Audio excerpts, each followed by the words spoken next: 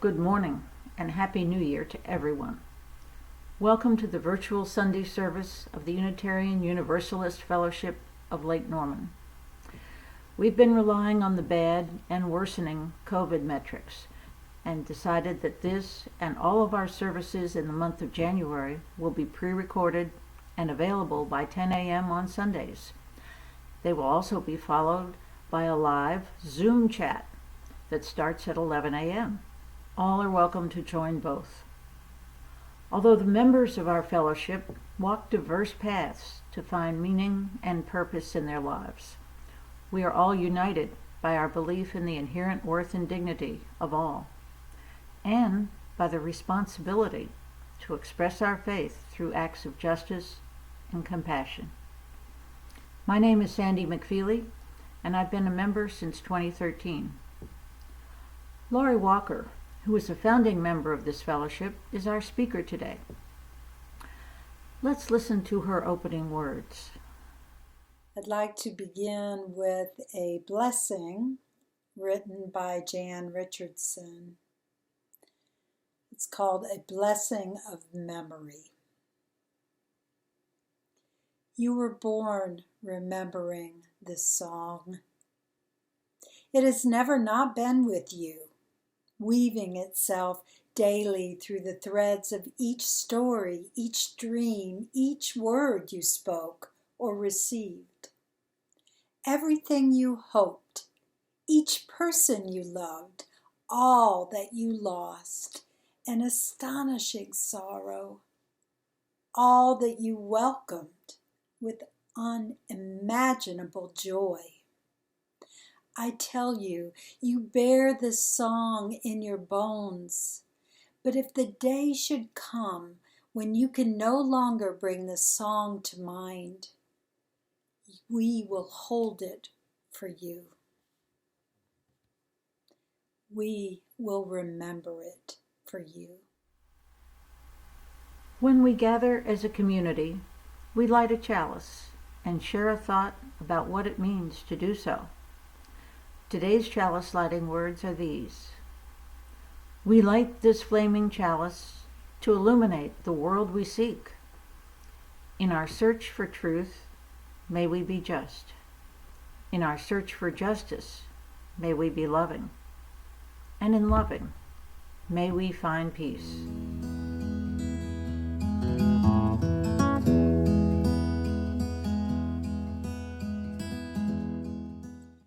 Breathe into the cool, cool river, river of peace. Breathe into the cool, cool river, river of peace. Breathe into the cool, cool river, river of peace. Let it move down, down, down to your soul. Breathe into the cool, cool river, river of love. Breathe into the cool, cool river, river of love. Breathe into the cool, cool river, river of love. Let it move down, down, down, down, down, down to your soul. Breathe into the cool, cool river, river of joy. Breathe into the cool, cool river, river of joy. Breathe into the cool, cool river, river of joy. Let it move down, down, down, down, down, down to your soul. Laurie Walker who is also a teacher of yoga and mindfulness and many wonderful things that go along with them, will offer today's reflection, which is perfectly attuned to these unpredictable times. She will guide us to find and use our own inner song to get us through the year ahead. So good morning and happy 2022 to all. The year 2021 is in the books, and what a year it has been. I am happy to be with you, albeit virtually. For the past couple of years, I have had the honor of offering a reflection for New Year's Sunday. The theme has often revolved around letting go and moving forward. This year, it's hard to envision moving forward when we have COVID sticking to our shoes, making us feel stuck in place. In a recent New York Times article, psychologist Adam Grant described the malaise that many of us are feeling as a period of languishing, a sense of joylessness and aimlessness. This malaise has some people staying up late at night, attempting to reclaim the freedom they've missed during the day. I don't know who they are. Guilty. And has others endlessly scrolling on the internet and checking their mail more times than necessary. In this perpetual pandemic, many are missing a sense of purpose and joy. If you are feeling this way, instead of saying Happy New Year back to me, you might feel that meh is a better description of the occasion. In light of our current state, I've struggled to find the right words or a ritual that will help us let go and move forward when sorrow, lost moments, grief, and fear continue to persist. For past New Year's services, in the spirit of letting go, we have spent time reflecting about what we wanted to release, ways of being that no longer served us. After this very trying year, instead, let's take a few moments for a meditation of self-compassion and honor our struggles in the year that has passed. This singing meditation is found in one of our hymnals. It's called May You Be Filled with Loving Kindness. May you be filled with loving kindness. May you be well. May you feel peaceful and at ease. And may you be happy. May we be filled with loving kindness. May we be well. May we feel peaceful and at ease. And may we be happy. Maybe we'll encompass people in our community for our third round. May they be filled with loving kindness. May they be well. May they feel peaceful and at ease. And may they be happy. As we move forward, let's envision a new year with something that has extraordinary power to comfort or hold us through hard times. An essay by UU minister Dan S. Blanchard sparked an inspiration for the start of 2022 for me. He encouraged in his essay for us to listen to our song. Dan writes that he was on sabbatical in East Africa when he heard a tender story about a people who believe that we are each created with our own song. The community sings this song as a welcome when a child is born. When the child is sick, it is sung as a comfort. The song follows the child into adulthood and is sung at a marriage. Upon death, it is sung in love. Dan wrote about the difference in our culture. He says, "It takes a while for many of us to figure out which is our song and which is the song that others would like us to sing. Some of us are slow learners." He says he heard his song not necessarily from doing extraordinary things in exotic places, but also from doing some pretty ordinary things in some routine places. For every phrase he heard climbing Kilimanjaro, he learned another in a chair in a therapist's office. For every measure he heard in the silence of a retreat, he heard another laughing with his children. For every note he heard in the wind on a beach, he got more from spending time with the dying friend watching her children sing her song back to her.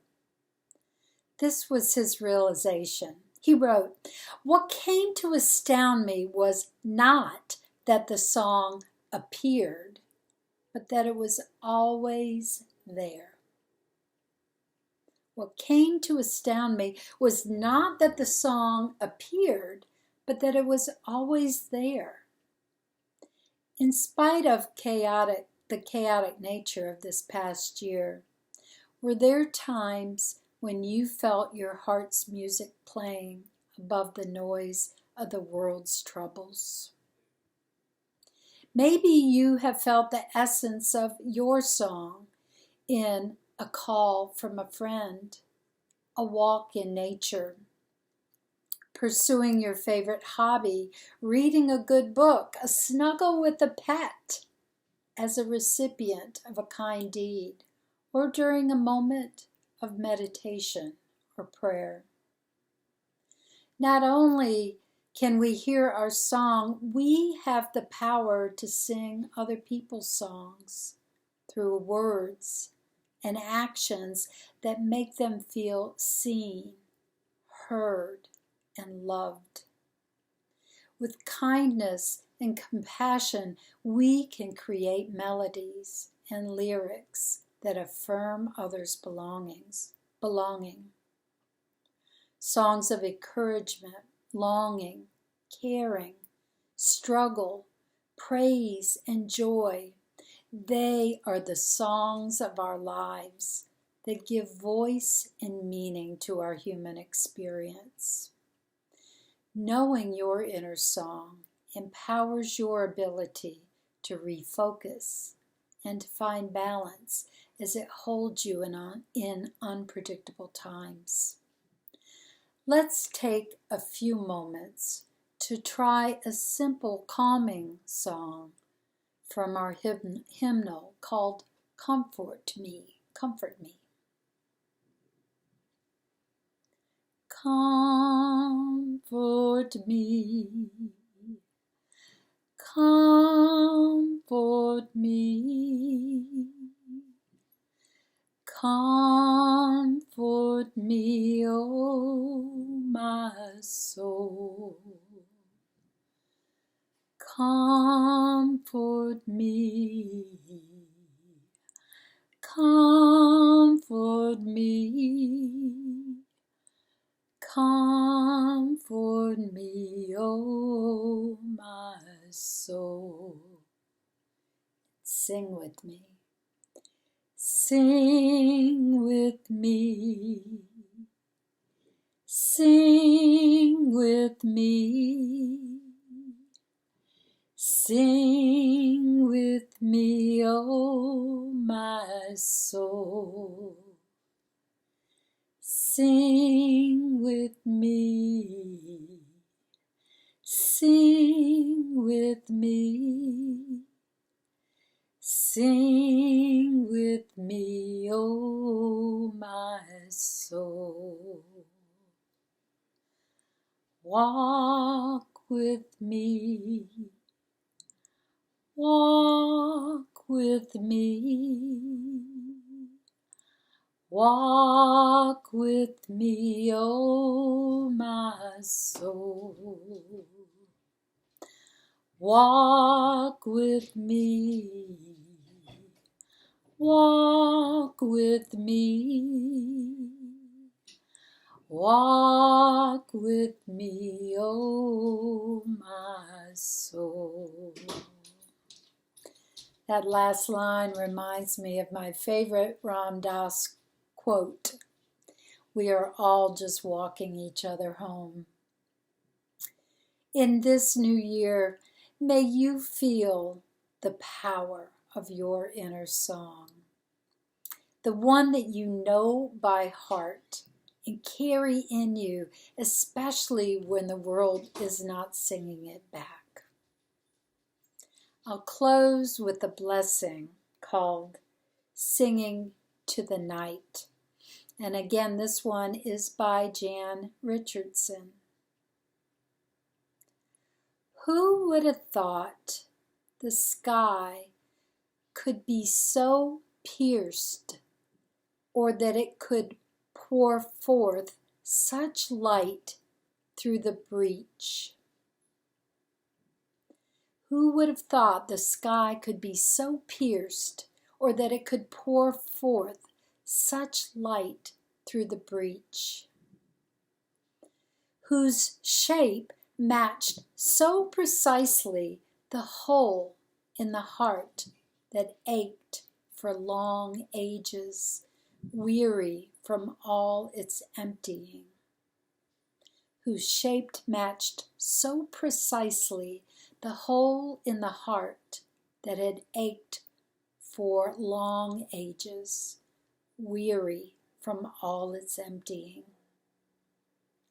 And what had once been a wound opened now like a door or a dream, radiant in its welcome, singing to the night that would prove itself at last not endless.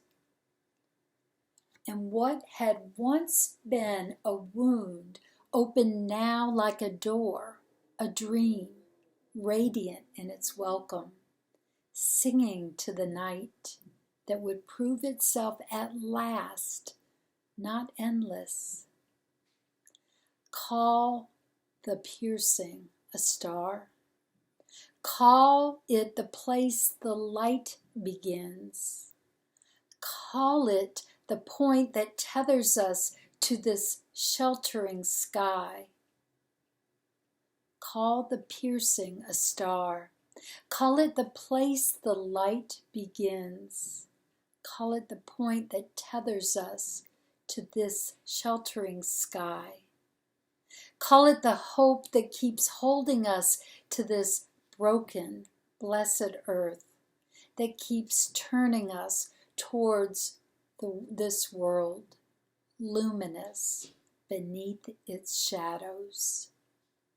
Call it the hope that keeps holding us to this broken, blessed earth, that keeps turning us toward this world, luminous beneath its shadows.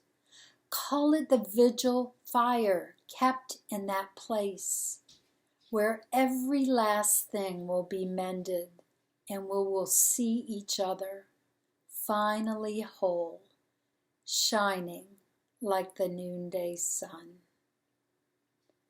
Call it the vigil fire kept in that place where every last thing will be mended and we will see each other finally whole. shining like the noonday sun. May all beings everywhere be happy and free and at peace. And may our life songs contribute in some way to that happiness, peace, and comfort for all. May your new year be filled with a song in your heart. Namaste and Happy New Year. Thank you, Laurie, for your wisdom and the music that helped bring it to us. Thank you to everyone who came to watch today. If you're a visitor, a special welcome. We are so happy you chose to give our virtual service a try.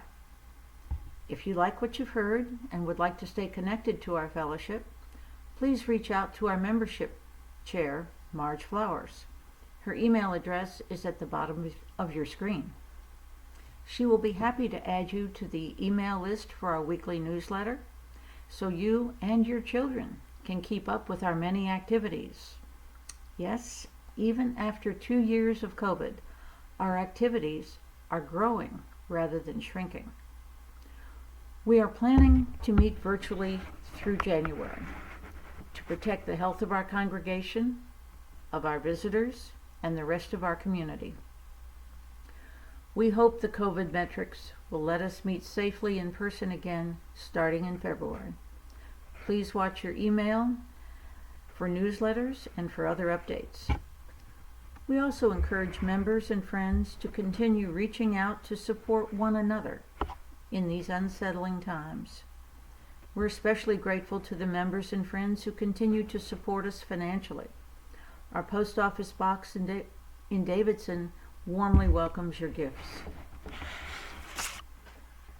I will now extinguish the chalice, but not the light of truth, the warmth of community, or the fire of commitment.